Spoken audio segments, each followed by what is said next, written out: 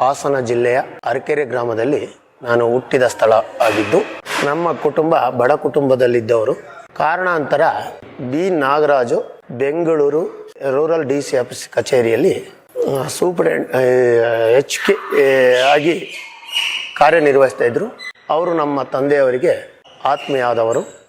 ಅವ್ರ ಮುಖಾಂತರವಾಗಿ ಶ್ರೀ ಚಂಪಕಧಾಮ ಸನ್ನಿಧಿಯಲ್ಲಿ ಪಾರುಪತ್ಯದಾರಿ ಎಂಬ ಹುದ್ದೆಯಲ್ಲಿ 2002 ಫೆಬ್ರವರಿ ತಿಂಗಳಿನಲ್ಲಿ ನಾನು ಇಲ್ಲಿಗೆ ಬರುತ್ತೇನೆ. ಬಂದ ಕೆಲವು ದಿವಸಗಳಲ್ಲಿ ನನಗೆ ಆರ್ಥಿಕ ಪರಿಸ್ಥಿತಿ ಭಾಳ ತೊಂದರೆ ಆಗಿರುತ್ತೆ. 1 ವರ್ಷಗಳ ಕಾಲ ಸ್ಯಾಲ್ರಿ ಕೂಡ ಫಿಕ್ಸ್ ಆಗಿರೋದಿಲ್ಲ.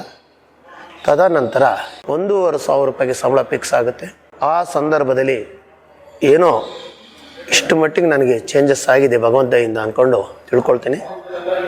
ಆ ಸಂದರ್ಭದಲ್ಲಿ ನನ್ನ ತಾಯಿನೂ ಕೂಡ ನಾನು ನೋಡ್ಕೊಳ್ಳೋ ಅಶಕ್ತನಾಗಿರ್ತೇನೆ. ಅವರಿಗೆ ಇಸ್ಬು ಅನ್ನೋ ಒಂದು ಚರ್ಮದ ಕಾಯಿಲೆ ಇರೋದ್ರಿಂದ ಸುಮಾರು 20 ವರ್ಷಗಳ ಕಾಲ ಇತ್ತು. ಆ ಸಂದರ್ಭದಲ್ಲಿ ನನಗೆ ಏನೂ ಮಾಡೋಕ್ಕಾಗದೆ ನೊಂದಿದ್ದ ಕಾರಣ ಇದೇ ಲಕ್ಷ್ಮೀ ನರಸಿಂಹ ಬೆಟ್ಟದ ಮೆಟ್ಲಿನ ಮೇಲೆ ಒಂದು ರಾತ್ರಿ ಸುಮಾರು 10:30ರಿಂದ 11 ಗಂಟೆಯಲ್ಲಿ ಒಬ್ಬನೇ, ಅಂದರೆ ಅವಾಗ 2003-2004 ಸಾಲಿನಲ್ಲಿ ನೊಂದುಕೊಂಡು ಬೇಜಾರು ಕಣ್ಣೀರಾಗ್ತಾ ಇರುವಂಥ ಸಂದರ್ಭದಲ್ಲಿ ನನಗೆ ಒಂದು ಪ್ರೇರಣೆ ಆಗುತ್ತೆ. ನೊಂದು ತನ್ನ ಜೀವನವೇ ಮುಗೀತು ಅಂತ ದೇವಸ್ಥಾನದ ಆವರಣದಲ್ಲಿ ಕುಳಿತು ಕಣ್ಣೀರು ಹಾಕುವಾಗ ಆದಂತಹ ಪ್ರೇರಣೆ ಆದರೂ ಯಾವುದು?